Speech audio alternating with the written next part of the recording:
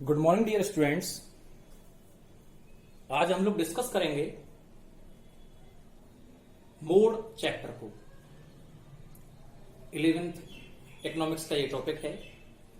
इससे पहले वाली क्लासेस में मैं आप लोगों को अर्थमेटिक मीन एंड मीडियन के बारे में काफी सारा मैटर बता चुका हूं।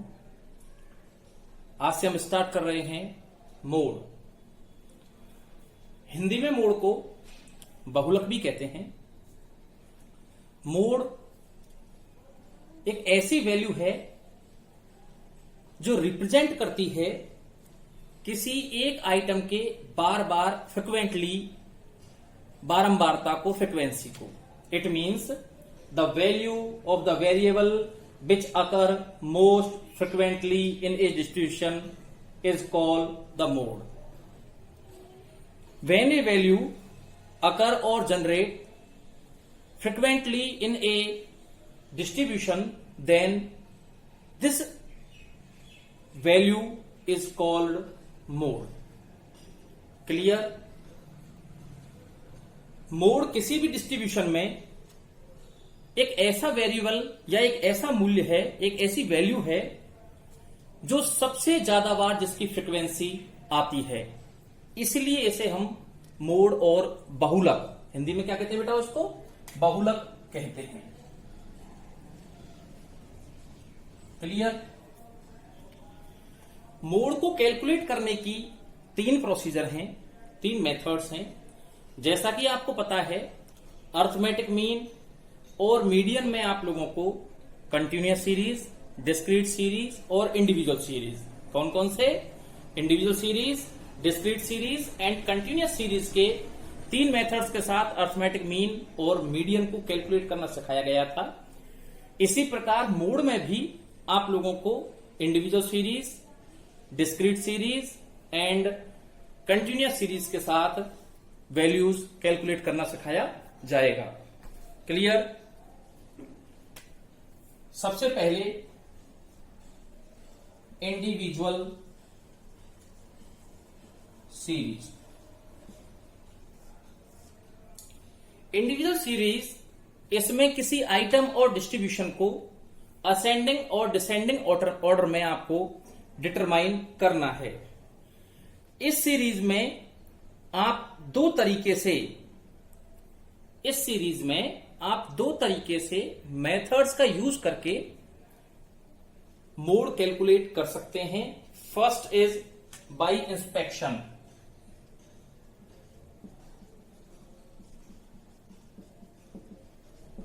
First point is by inspection and second is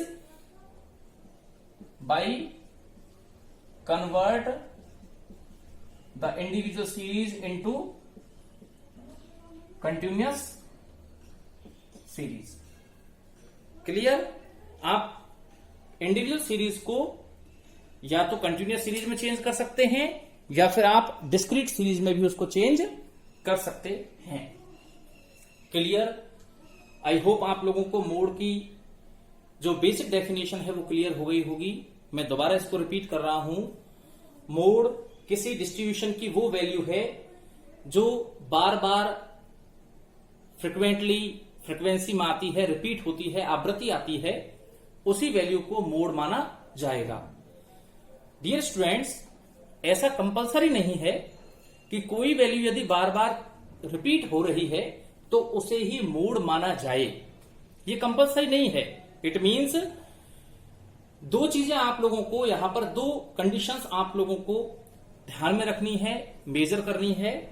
first condition तो कोई वैल्यू बार बार फ्रिक्वेंटली रिपीट हो रही हो, और सेकंड कंडीशन आपको ध्यान रखनी है कि एक मोड वैल्यू अपने आसपास के जो आइटम या वैल्यू हैं उनसे भी प्रॉपरली इफेक्टेड होगा, प्रभावित होगा।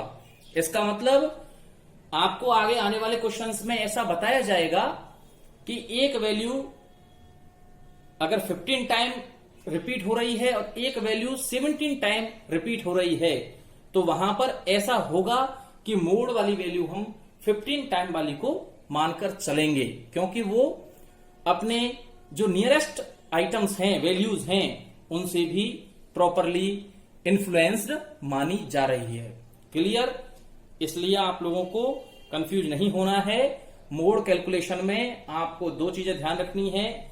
फर्स्ट इज फ्रीक्वेंसी जो बार बार रिपीट हो रही है, और सेकंड उसके आसपास के आइटम और वैल्यूज। क्लियर? इंस्पेक्शन मेथड, इसमें आप दी हुई टेबल के या दी हुई डिस्ट्रीब्यूशन के वैल्यूज को इंस्पेक्ट करेंगे, इंस्पेक्शन करेंगे, और जो वैल्यू सबसे ज्यादा बार रिपीट हो रही है उसी वैल्यू को क्या माना जाएगा? उसी वैल्यू को मोड माना जाएगा। अभी हम डिस्कस कर रहे थे इंडिविजुअल सीरीज में बाय इंस्पेक्शन मेथड। अब यहां पर आपको मान के चलिए एक एग्जांपल दे रखा है।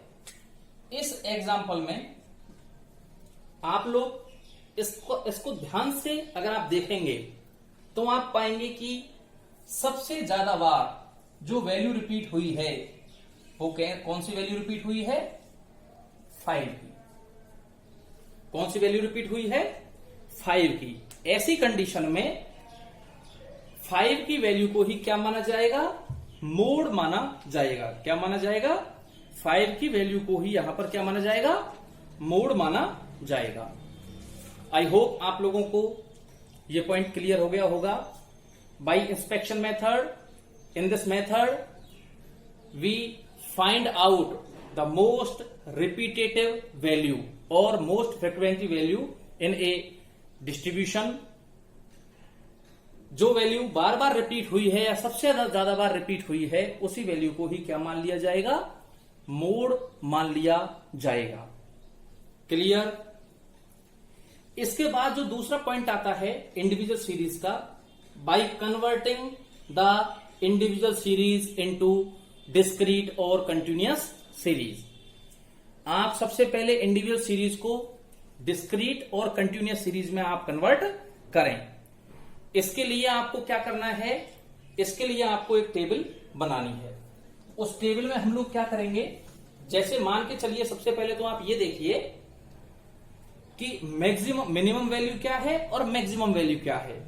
तो मिनिमम वैल्यू है 2, मिनिमम वैल्यू क्या है? 2, and the maximum value is 7। Maximum value क्या है? 7। तो आप यहां से यहां तक इसकी एक टेबल बना लें।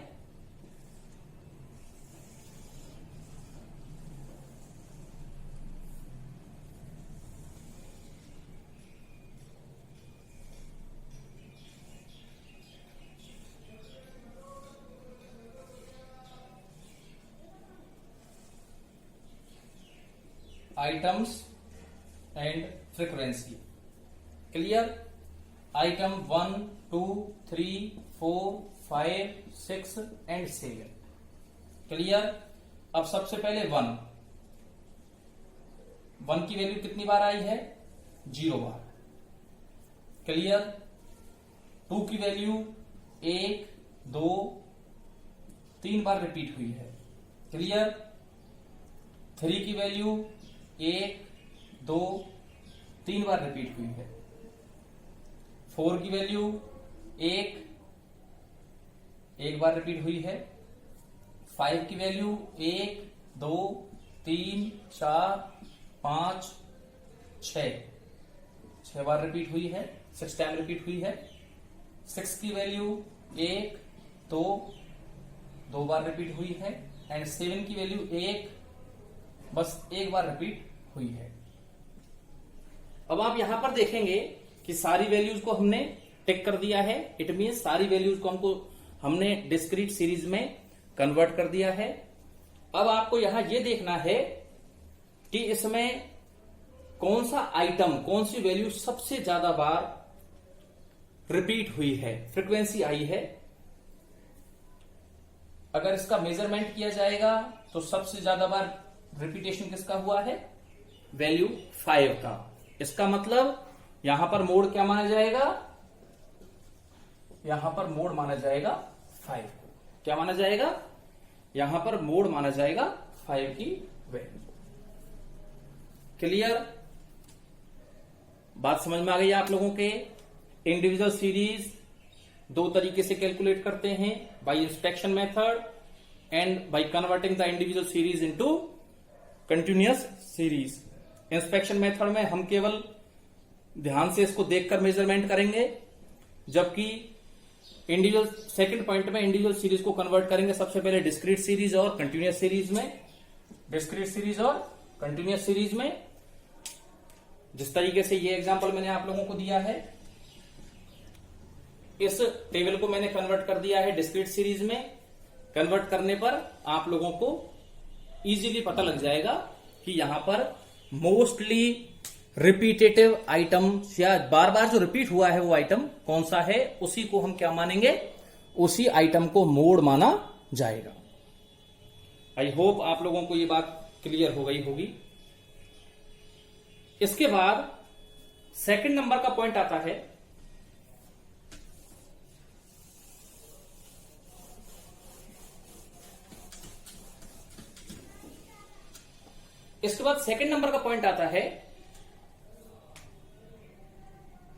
Discrete series. Point number second है डिस्क्रीट सीरीज। क्लियर?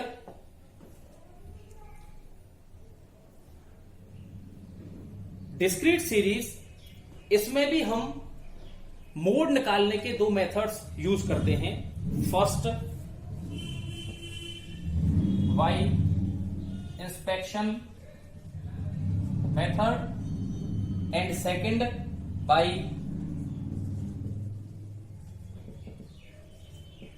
ग्रुपिंग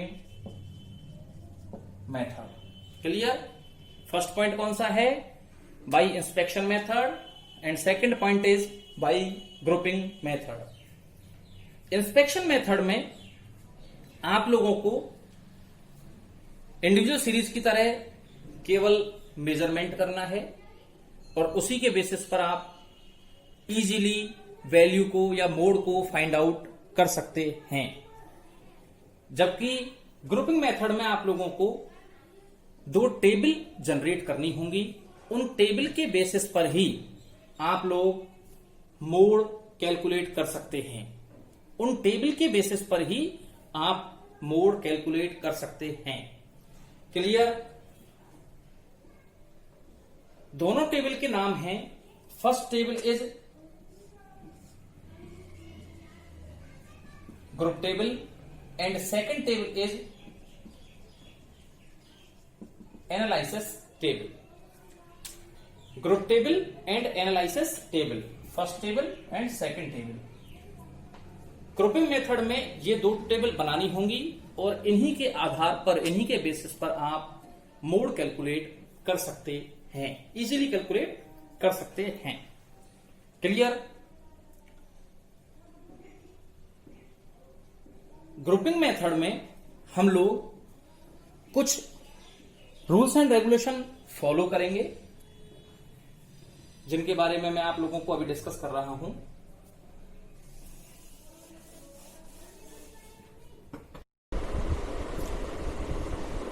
अब हम डिस्कस करेंगे ग्रुपिंग मेथड का।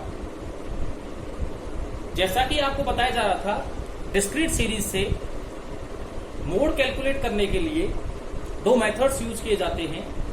First is inspection method and second is grouping method. Group method आपको दो टेबल ग्रुप मेथड में जनरेट करनी है। First is grouping table and second is analysis table. Group table में आपको 6 स्टेप्स को फॉलो करना है। कितने स्टेप्स को फॉलो करना है? 6 स्टेप्स को फॉलो करना है। फर्स्ट स्टेप, आपको सबसे पहले एफ की वैल्यूज ऐड करनी है। कॉलम फर्स्ट में आपको 6 कॉलम बनाने हैं। उन कॉलम्स में आपको कॉलम फर्स्ट में फ्रीक्वेंसी की वैल्यू ऐड करनी होगी। क्लियर? मैं आप लोगों को इसके एग्जांपल में और क्लियर कर दूंगा। कॉलम सेकंड में आप लोगों को फ्रीक्वेंसी की कॉलम सेकंड में आप लोगों को फ्रीक्वेंसी की दो दो वैल्यूज को, first two, second two, third two, fourth two values को ऐड करना होगा। क्लियर? थर्ड पॉइंट में आपको लीविंग फर्स्ट आइटम, पहले आइटम को छोड़ देना है, फ्रीक्वेंसी के पहले आइटम को छोड़ देना है, और बाद की फर्स्ट आइटम को छोड़ने के बाद, इट मींस इस फर्स्ट आइटम को छोड़ दीजिए और यहां से दो दो के आप ग्रुप बना लीजिए। क्लियर? इसके बाद frequency are added in threes, फिर इसके बाद आपको तीन तीन की वैल्यूज फ्रीक्वेंसी की बनानी है। क्लियर? नेक्स्ट कॉलम में, अगले कॉलम में आपको फर्स्ट फ्रीक्वेंसी को छोड़ देना है, जैसे आपने दो में छोड़ा था, और उसके बाद तीन तीन आइटम्स की वैल्यूज ऐड करनी है, तीन तीन फ्रीक्वेंसीज ऐड करनी है। इसके बाद अगले कॉलम में आप लोगों को फर्स्ट और सेकंड फ्रीक्वेंसी को छोड़ देना है, और उसके बाद तीन तीन आइटम्स के वैल्यूज या फ्रीक्वेंसी को ऐड करना है। मैं दोबारा रिपीट कर रहा हूं उस बात को। सबसे पहले एफ लीजिए, उसके बाद F are added into two, दो दो फ्रीक्वेंसीज के जोड़े बनाइए। फिर इसके बाद थर्ड कॉलम में आप लोगों को फर्स्ट फ्रीक्वेंसी को छोड़ देना है और फिर दो दो के जोड़े बनाने हैं। फिर उसके बाद F are added in three, अगले कॉलम में आप लोगों को तीन तीन फ्रीक्वेंसीज को ऐड करना है। फिर उसके बाद फर्स्ट फ्रीक्वेंसी को छोड़ देंगे और उसके बाद अगले तीन तीन के ग्रुप बनाएंगे हम लोग फ्रीक्वेंसी के।